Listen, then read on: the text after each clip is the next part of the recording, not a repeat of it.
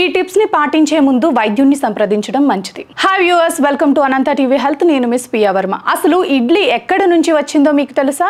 ఇడ్లీ అనే పదం వినగానే మన నోళ్లలో నీరు ఊరడం సహజం. మెత్తటి తెల్లటి ఇడ్లీలు చట్నీ సాంబార్తో కలిపి మన భోజనాన్ని ఎంతో రుచికరంగా మారుస్తాయి. కానీ ఈ రుచికరమైన ఆహారం ఎక్కడి నుంచి వచ్చిందో చాలా మందికి తెలియదు. ఇడ్లీల మూలాల గురించి ఖచ్చితమైన చారిత్రక ఆధారాలు లభించకపోయినా అనేక పరిశోధనలు దక్షిణ భారతదేశం, ముఖ్యంగా తమిళనాడులో ఇడ్లీలు ఉద్భవించాయని సూచిస్తున్నాయి.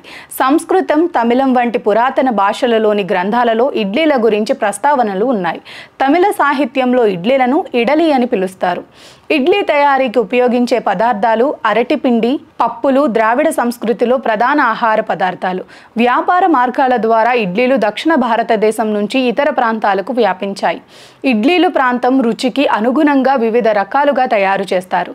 ఉప్మా మిశ్రమంతో తయారు చేసే ఇడ్లీలు, రవ్వతో తయారు చేసే ఇడ్లీలు, కర్ణాటకలో ప్రసిద్ధమైన తీపి మరియు పులుపు రుచుల కలయికతో తయారు చేసే ఇడ్లీలు అనేక ఆరోగ్య ప్రయోజనాలను కలిగి ఉన్నాయి.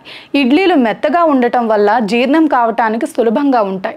పప్పులు ఉండటం వల్ల ఇడ్లీలు మంచి ప్రోటీన్ మూలం. గోధుమ పిండి ఉండదు కాబట్టి గ్లూటెన్ అలర్జీ ఉన్నవారు కూడా ఇడ్లీలు తినవచ్చు. ఇడ్లీలు భారతీయ వంటలలో ఒక ప్రత్యేకమైన స్థానాన్ని ఆక్రమించాయి. దక్షిణ భారతదేశంలో ఉద్భవించిన ఇడ్లీలు ఈరోజు ప్రపంచవ్యాప్తంగా ప్రసిద్ధి చెందాయి. ఇడ్లీలు రుచికరమైనవి మాత్రమే కాకుండా ఆరోగ్యకరమైనవి కూడా. Please subscribe Anantha health channel.